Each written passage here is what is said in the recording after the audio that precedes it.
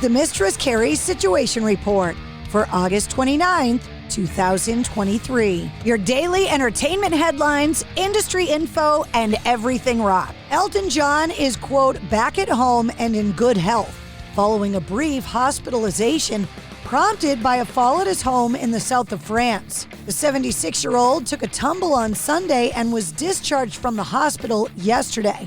John recently concluded his farewell Yellow Brick Road tour, a massive tour spanning 5 years and 330 shows.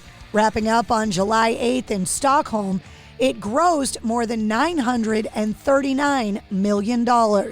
As of now, it's the highest grossing concert tour in history. In a recent German rock interview, Beartooth frontman Caleb Shomo talked about why the band went through several lineup changes in the early days of their existence, saying, quote, with it just being me playing all the instruments, at least in the studio, the way this whole thing was structured out, it was bound to go through some changes. Regarding the band's upcoming new album, The Surface, he said, quote, it's really just a kind of polar opposite album to 2021's Below, calling that album a COVID kind of period piece record. The City Council has signaled yesterday that Madison Square Garden will get just a 5-year extension on its permit atop one of the nation's busiest transit hubs. The permit would be the shortest ever granted to the, quote, world's most famous arena, and designed to ratchet up the pressure on owner James Dolan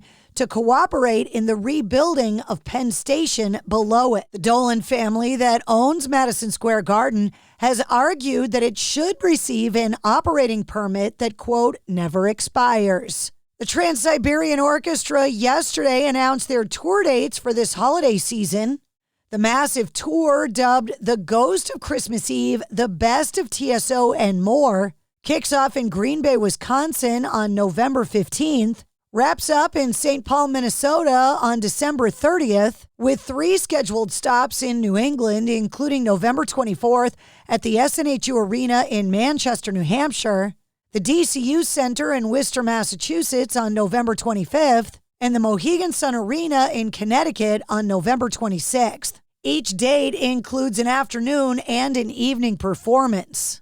Eminem has formally requested that U.S. Republican presidential candidate Vivek Ramaswamy stop using the rapper's music during presidential campaigns and rallies. The request comes after the candidate, who is looking to enter 2024's U.S. presidential elections, rapped along to Eminem's hit Lose Yourself at the Iowa State Fair earlier this month. He's also been using the song as his walkout track at rallies. Music licensor Broadcast Music Incorporated, BMI, has issued a letter dated August 23rd stating it received an official request from Eminem demanding that the 38-year-old candidate no longer be allowed to use his music. Geezer Butler said he is open to a single concert reunion with Black Sabbath, saying, quote, if it was worth doing and we were all into it, yeah, I would do a one-off, he said. In a recent appearance on the Rock Experience podcast, he said, quote, I couldn't do a tour, though, anymore.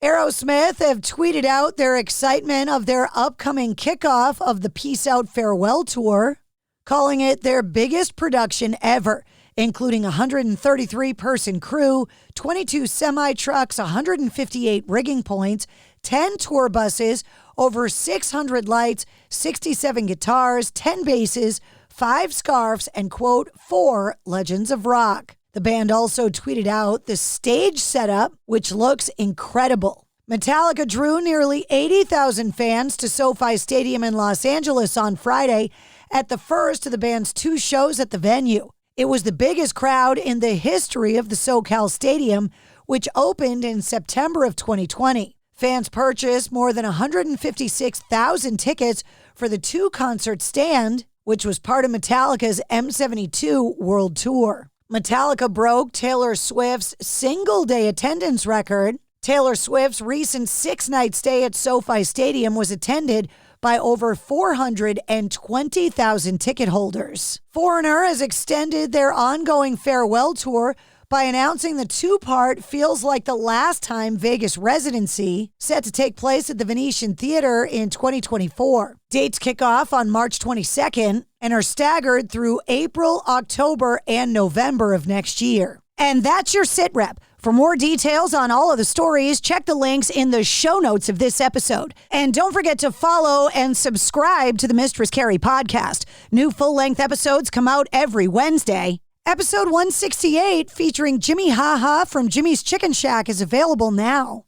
And check out this week's bonus episode featuring Jeff Keith from Tesla. Hey, you're listening to the Metallica Report. Hey there, podcast fans. I'm Stefan Shirazi, longtime rock writer, editor of Metallica's online mag So What, and now co-host of our brand new The Metallica Report. And I'm Renee Richardson, Director of Philanthropy for Metallica's Foundation, All Within My Hands, and former familiar voice on Bay Area radio.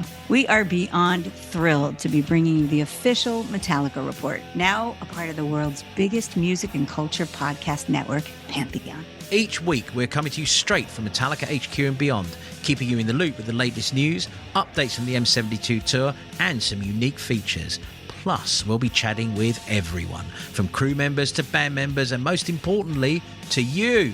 It's not just about what we know, but what you want to find out. So send us your questions and we'll dig up the answers. The Metallica Report will be your weekly insider look at all things Metallica. So let's enjoy the ride together, full speed or nothing. Find the Metallica Report wherever you find your pods. Stay tuned on the Pantheon Podcast Network.